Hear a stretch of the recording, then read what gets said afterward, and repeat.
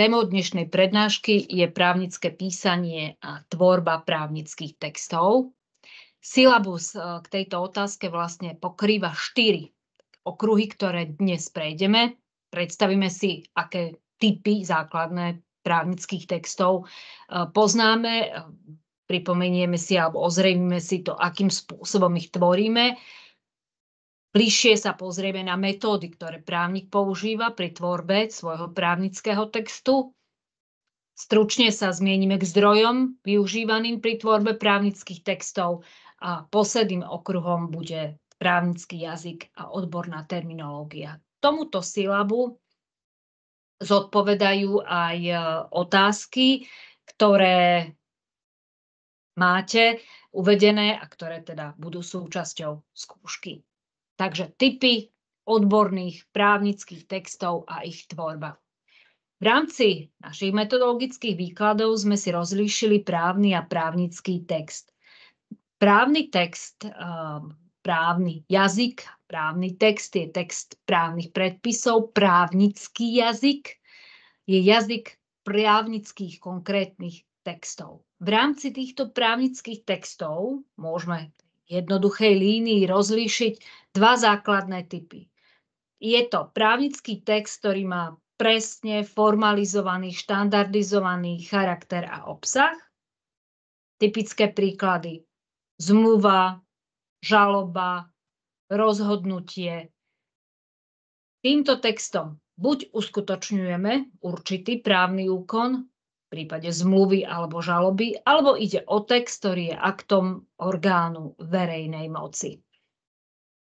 Pre tieto texty teda charakteristické, že ich obsah a forma podliehajú stanoveným požiadavkám a štandardom.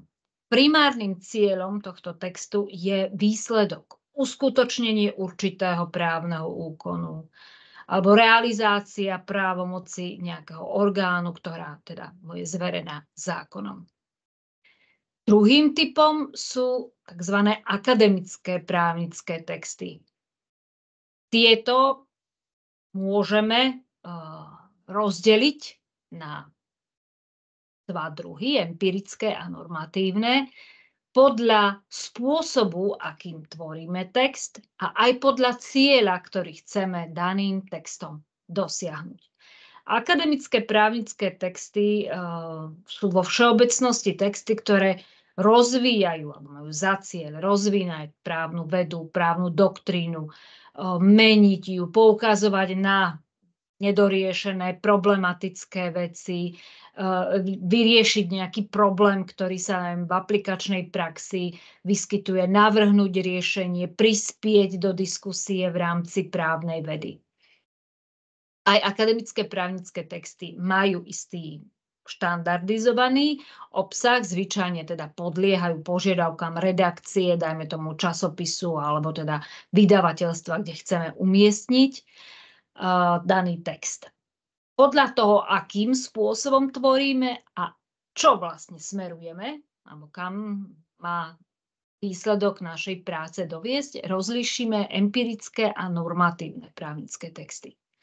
Keďže ste už písali bakalárskú prácu pri danom type rozlíšenia, si môžete aj sami zaradiť, akým spôsobom ste pri písaní svojho podania alebo svojej bakalárskej práce postupovali. Zvyčajnejší je ten spôsob písania cez normatívne právnické texty.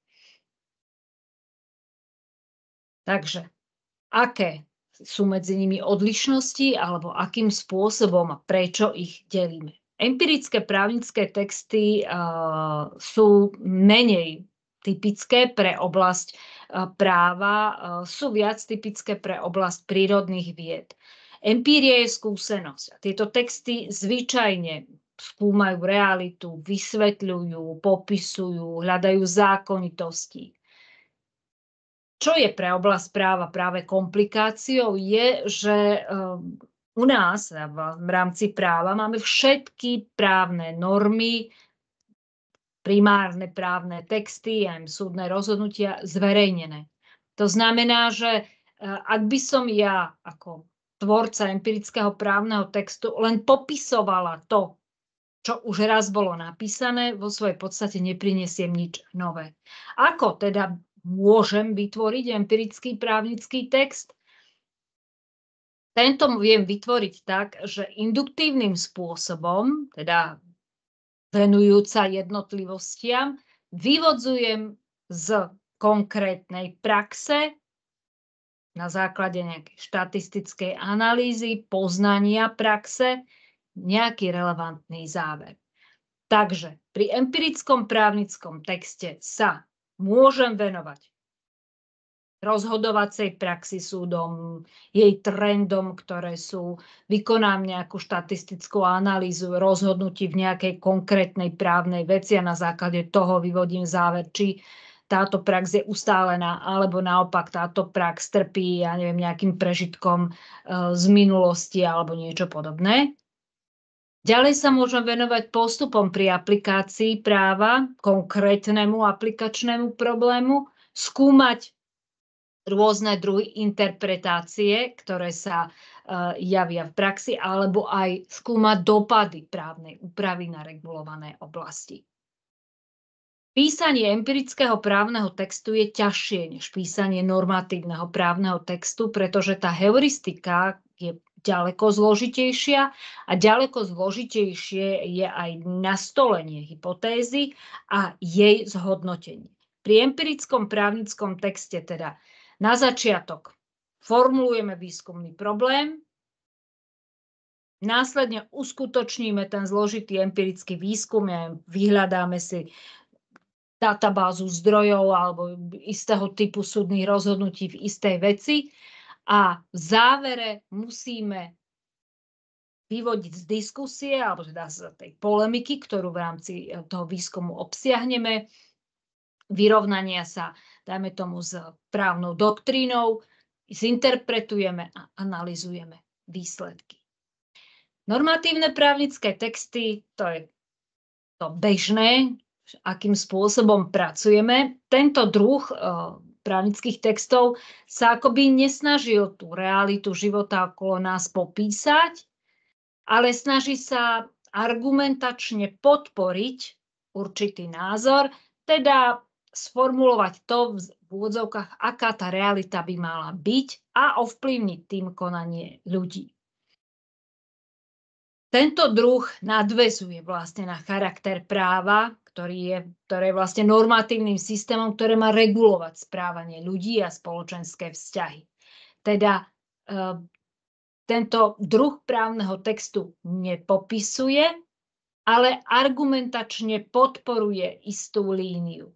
Typickým príkladom normatívneho akademického právnického textu je, dajme tomu, analýza novoprijatej právnej úpravy napísaná s cieľom dať alebo stanoviť najvhodnejší spôsob interpretácie nejasných ustanovení.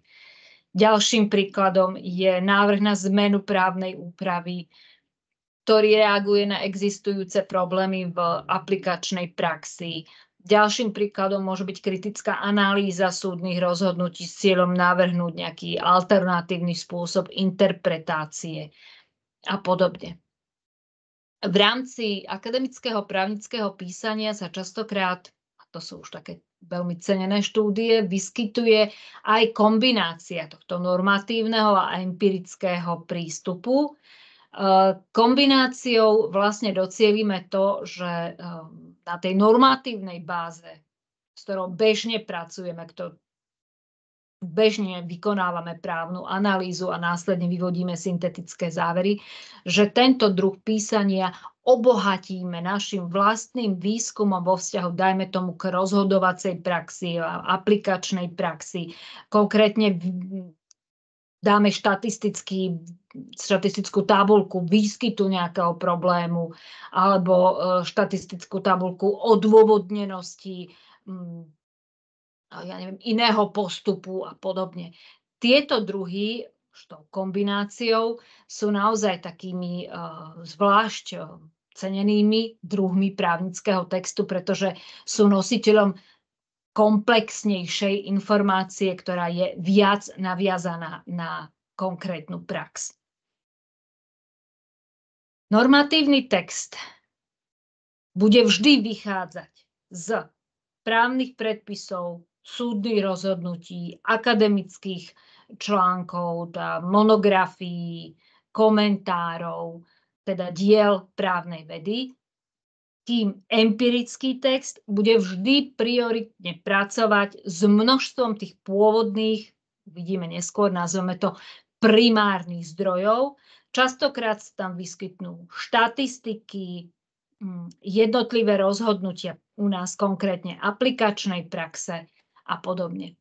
Pri tvorbe akéhokoľvek textu je potrebné si znova nejakým spôsobom uvedomiť dodržiavanie zásad publikačnej etiky, s ktorou sa teda bližšie oboznámite aj na nasledujúcej prednáške. Ak ste si nejakým spôsobom uvedomili, ako postupovať pri písaní právneho podania alebo kapitoly vašej diplomovej práce, tak je to vlastne spôsob myslenia, ktorý vieme si zabaliť do takého argumentačného balíčka cez dve základné metódy.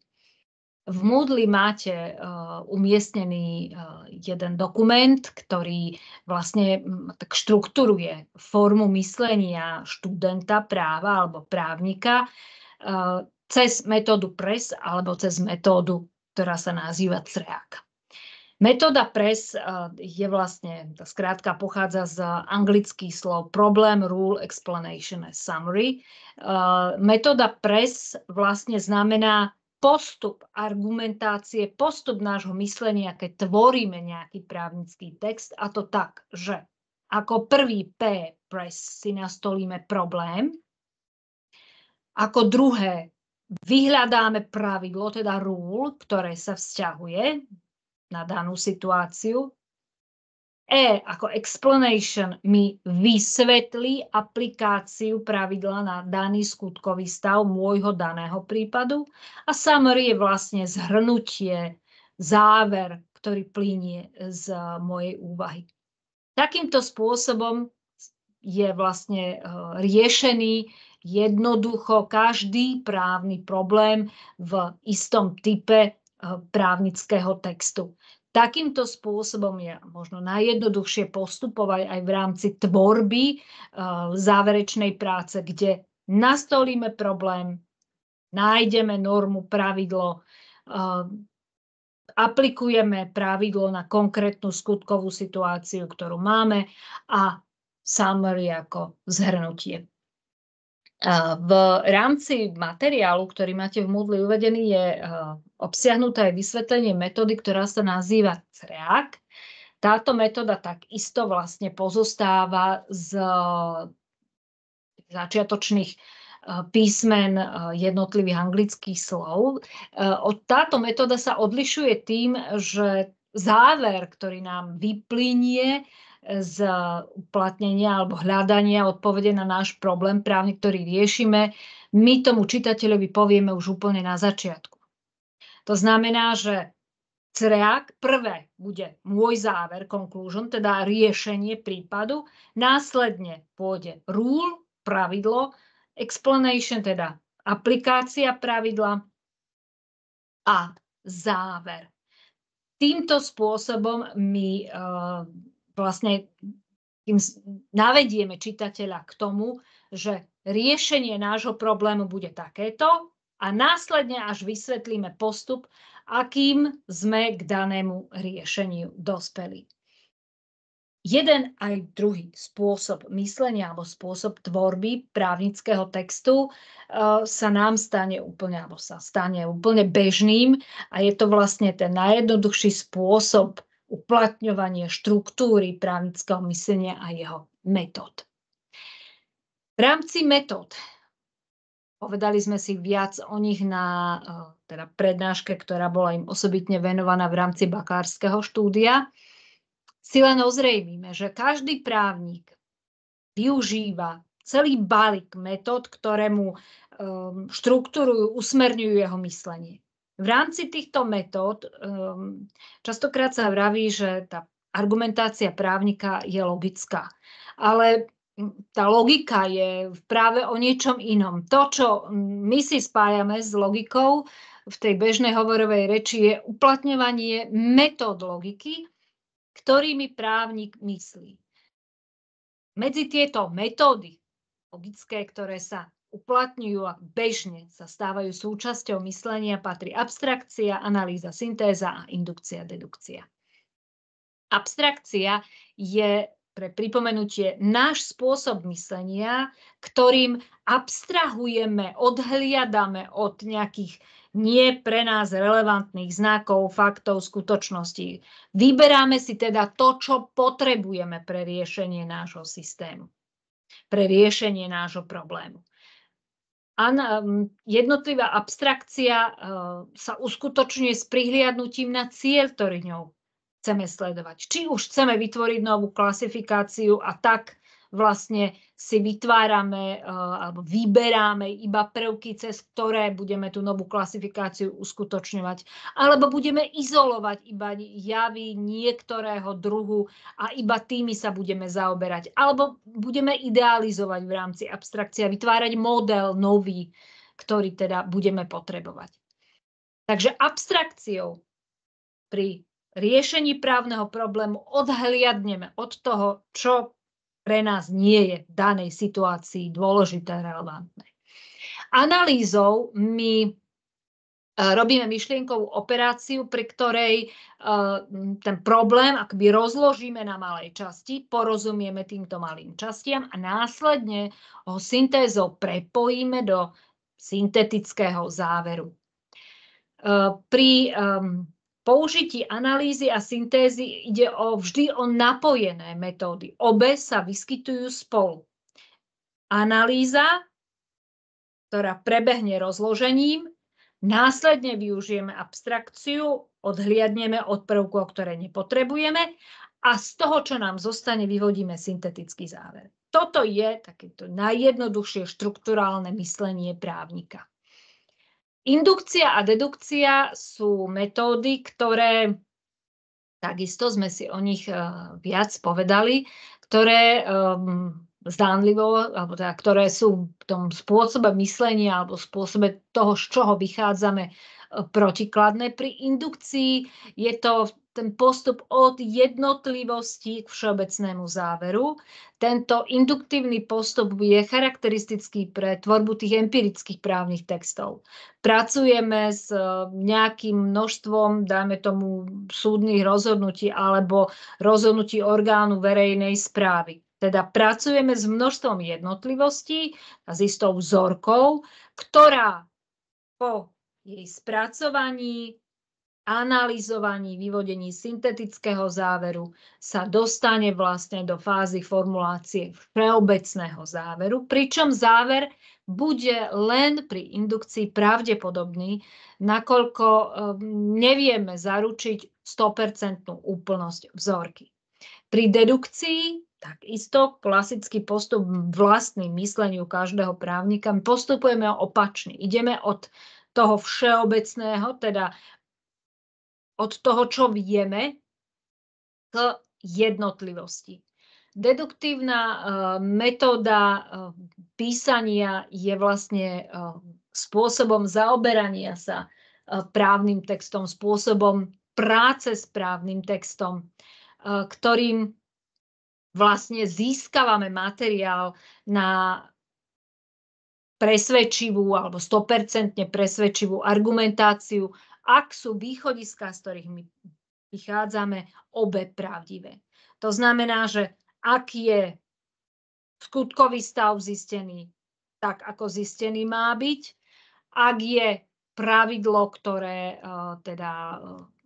máme uplatniť na daný skutkový stav skutočne platné, tak v tom prípade bude alebo subsumpcia naša deduktívna pravdivá. Obe, aj indukcia, aj dedukcia, analýza, aj syntéza a abstrakcia, ktorá sa vyskytuje pri každej z nich, všetky tieto logické metódy sú nášmu mysleniu dané. My ich vieme len rozšíriť, ten potenciál, ktorý nám ponúkajú.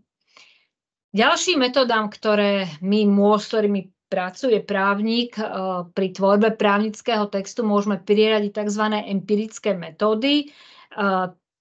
Tieto empirické metódy môžeme deliť na kvantitatívne alebo kvalitatívne. Pri kvantitatívnych uskutočňujeme nejakú štatistickú analýzu alebo doktrinálnu analýzu. Pri kvalitatívnych sa venujeme rozboru nejakého prípadu, nejakej kauzy, teda vytvárame prípadovú štúdiu posadenú do širšieho spoločenského, politického, kultúrneho, demografického alebo ja neviem, akého ešte kontextu. Systémové metódy sú metódy, ktoré si uvedomíte tak, že vychádzame z istého systému, alebo cez paradigmu ktorého sa pozeráme na riešenie právneho problému.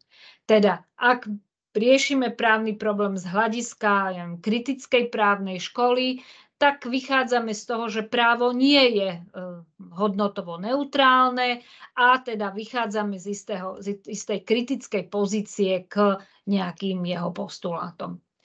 Ak vychádzame z pozície sociologických prístupov právu, tak si všímame v podstate to, čo pre tú spoločnosť konkrétnu je dôležité.